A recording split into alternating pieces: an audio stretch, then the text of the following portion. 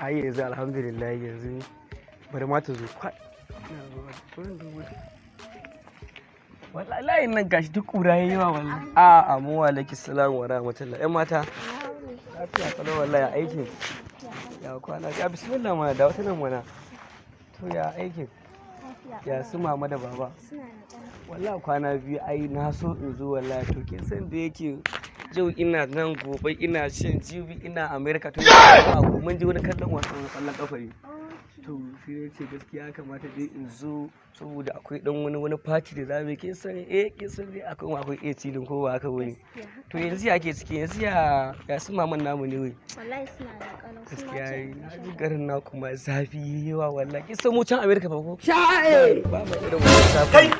Kai ka shigo a shagirki ka sha nan musai